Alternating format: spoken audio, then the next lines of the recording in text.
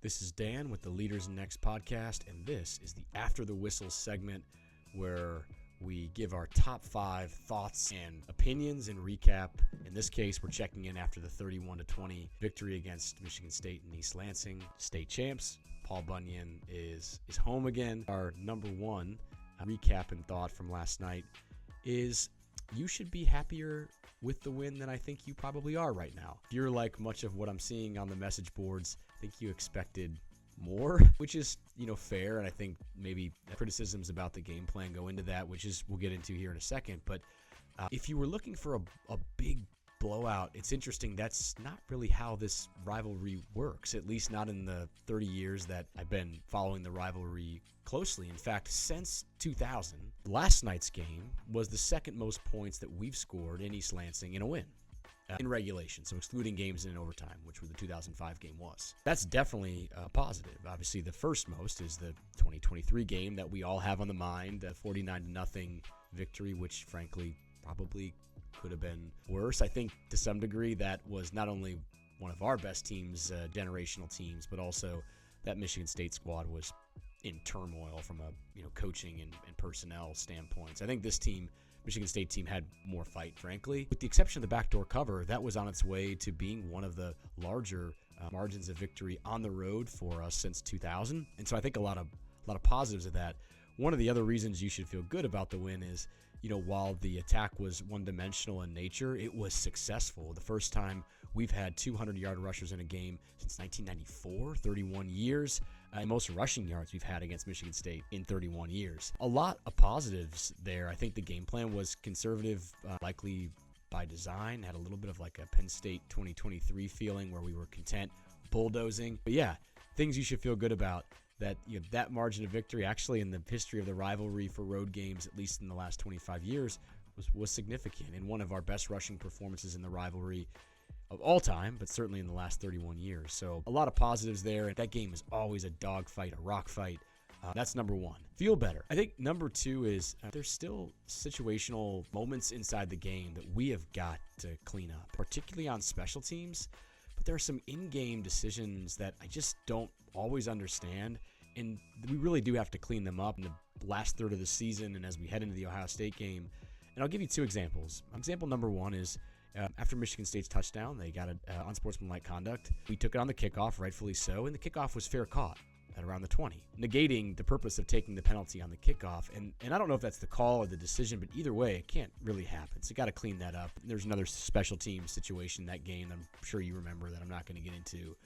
And the other is the decision not to throw the Hail Mary. I really don't get that. We saw it happen against us in Nebraska. It's a bit of free money. It's at the end of the first half. We were probably within 60, 65 yards of getting it to the end zone, and Bryce can do that. And so I just don't know. It feels like all the upsides to the offense on the play, especially with the possibility of a penalty. I just want to see those things cleaned up, and I think we need to. I think the coaching staff can and will, but in those two areas in particular, and I put an emphasis on special teams. That's thought two, is got to get those things cleaned up. Number three, in no particular order, is Jimmy Rolder, have a day. I watched the game with my brother and my dad, and I said, hey, is that one of the most impactful games we've seen from a linebacker ever? I didn't know. I mean, it was 10 tackles, multiple for loss, had the big fumble recovery on the first drive, which was an incredibly athletic play. He had the sack deep inside Michigan State territory. The 4th and 2 stop, cutting in front of the pass. Obviously, the 4th and 1 stop on the sneak. He was all over the place, and he's a good athlete. He's good in space. He rushes the passer better than you think. He hits up there with Brandon Hillman in terms of how physical he is in tackling. And I saw some stuff today talking about his draft stock and being, an early rounder. And I think Jimmy Rolder's performance last night was one to remember. It was incredible. And it's not just a one-time thing. He's played really well in some games this year, including Washington. So just really think highly of Jimmy, and his performance last night was one for the books. So have a day, Jimmy Rolder, is thought number three. Thought number four was another highlight in the defensive backfield, which was really exciting to see the Jair Hill in particular, but I'll say Jair Hill and Zeke Berry in coverage. They had a tough assignment with Nick Marsh. I really think Jair Hill is becoming one of the better corners in the Big Ten. He's had his moments where he's handsy. I think that's sometimes by design, but he has the speed, he has the fluidity. He had that really nice plays in coverage down the sideline to Marsh, broke up a couple passes really effectively. And Zeke, NBC had a beautiful slow-mo of Zeke's pass breakup as well, diving in front of the ball. And I remember late last year, Zeke and Jair got thrown into some situations, particularly against Oregon, that were tough draws, and they responded. And as the year went on, they got better. You didn't really hear their names called against Ohio State because they were up to the task, and same with Alabama. And so I hope we're seeing that again this year. It feels like they've gotten better and more solid after the USC game. And I just really, really, really like what we see out of Jair and Zeke, in particular Jair. That was a tough draw, a tough assignment. He really, really stepped up.